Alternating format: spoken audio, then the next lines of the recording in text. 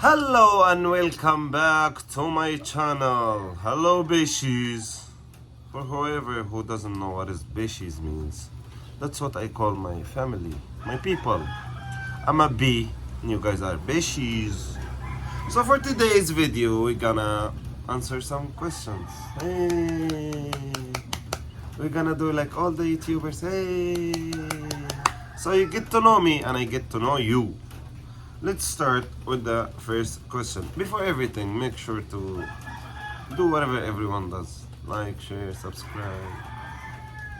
Do all the pretty things that gonna make the channel grow. I get money, you get more content. We happy, you happy, me happy. Everyone is happy. Let's start with the first question. Our first question is a bit long. I wish I could copy and put the questions here, but I'm a beginner, so don't expect me to do anything. The first question says, growing up in an Arab and Christian family, how does the holidays look like? You get to spend both Eid and Christmas, and the gifts must be so much. Well, growing up in a Christian and Muslim family wasn't as fascinating as everyone thinks, because mostly we followed the Islamic way, and when it comes to the holidays, everything was a low-key, so we more enjoyed the Eid more than Christmas. But still, the Christmas had the vibe. There is lights on the street, everyone is happy. Yeah, by the way, Merry Christmas to whoever celebrate Christmas.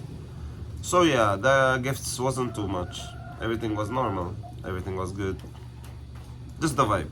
Yeah, like inside the house we don't celebrate it actually, but outside everyone is happy. As we all know, I was born in Abu Dhabi.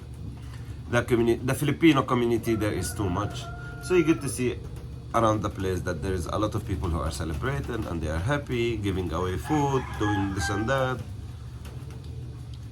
Yeah, that's my answer for the first question. Let's go to the second question. Second question say, where did you spend Christmas? I spent Christmas in Abu Dhabi. I get to see my mom, I get to see my siblings. I am so happy about it. I mean, we don't actually celebrate Christmas, but you know, it is what it is. But yeah, I'm the happiest because I got to see my mom. I'm happy. Abu Dhabi, spent around 5 to 7 days in one farm, recovering from Manila. We all know how pagod na pagod sa Manila. Grabe naman. Pero yeah, I get to recover and everything was fine. Getting enough sleep, getting enough kain, getting enough being relaxed, getting away from toxic people then.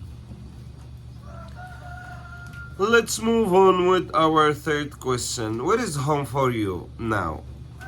Philippines or Abu Dhabi?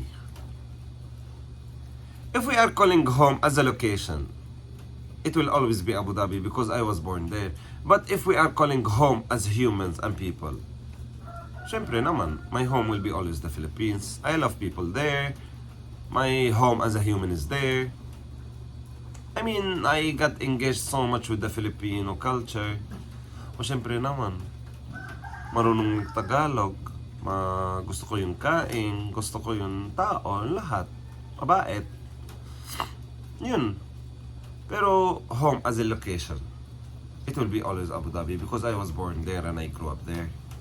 Home as in people, love, culture, kain, it will always be Philippines. Especially, I'll tell a small kwento when it comes to this. Home is two places for me in the Philippines, which is not Manila, surely not Manila. I love Dagupan so much. Dagupan, Pangasinan, Bangos. And I love Tarlac. Because sometimes you meet some people who makes you love the place, even though it becomes so toxic, even though it becomes so sick, even though it's filled with people that you don't really swallow.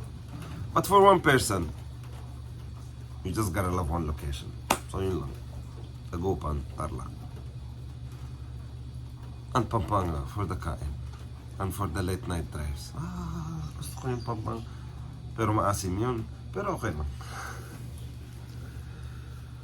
From our last video, you said you would trade off Morocco to Messi having the World Cup trophy. How does it feel like he finally have a one? Okay. I'm not gonna lie, I got a little bit attacked from my last video saying that, oh, I'll trade Messi winning the World Cup. Okay, let me explain myself. Messi playing his last World Cup. Morocco is a country. We could compete again and again in the World Cup. But for me, Messi is Messi.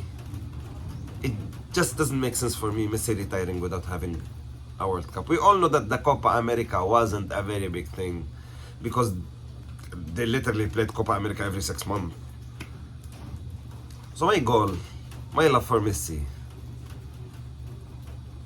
was just to see Messi lifting that cup, and more of Messi lifting the cup with an Arabic traditional dress. What we call bisht. The happiness was above the skies. I mean, Moroccans and Morocco are way too happy with being the 4th in the World Cup. Do you know how big it is? Being the first African country and first Arab country to reach the semi-finals, and we became 4th. We are all happy, aren't we? Personally, I am very, very happy. Yes.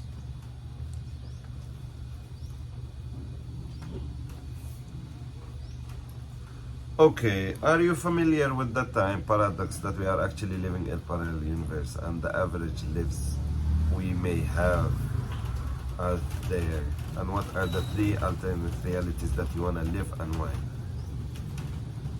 Okay, I'm just gonna answer the second part of the question because it's too tough. So 3 alternative realities that I want to live. First one will be a football player. Since I was a kid, I loved football. I believe that I am good at football. I don't care about your opinion, to be honest. If you say I'm good, that's your opinion. If you say I'm bad, that's your opinion as well. If you're gonna say I'm a fake footballer, that's your opinion as well. If you attack me and you wanna cut off my leg, that's your opinion as well. First one is a footballer. Second one, I always wanted to be a politician. And that's not a very clear vibe to work on, so put it to the side. Third one, do I have even a third one? Maybe to be a homeless in New York or something. Something so out of box. That's what I think.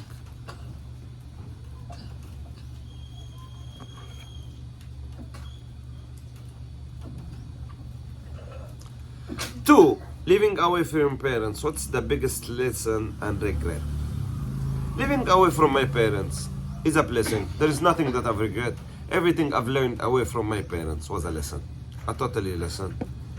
I left home when I was 19 and now I'm 28. So it's almost 10 years. It made me strong, yes. Did it broke me down, yes. But you'll never be strong unless you have been broke like 10 times.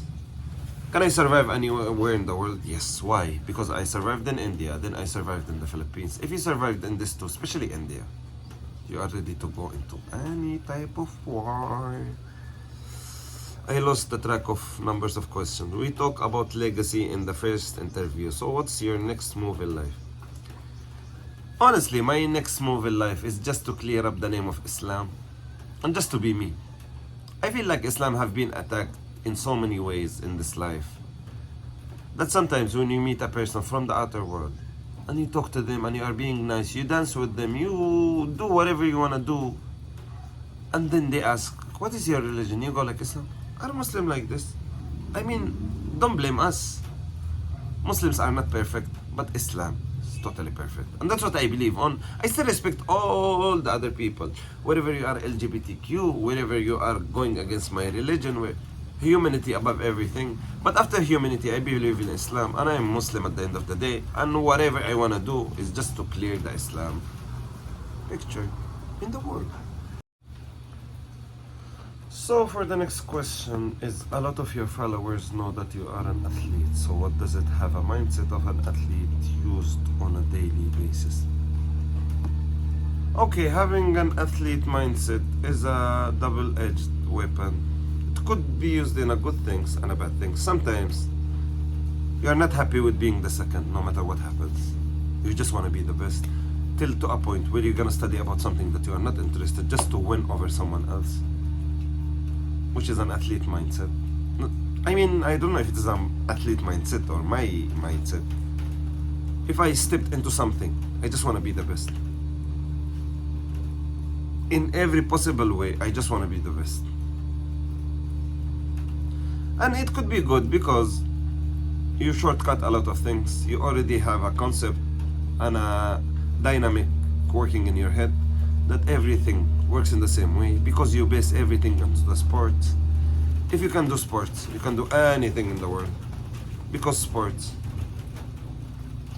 teach you about chemistry, physics, math, communication.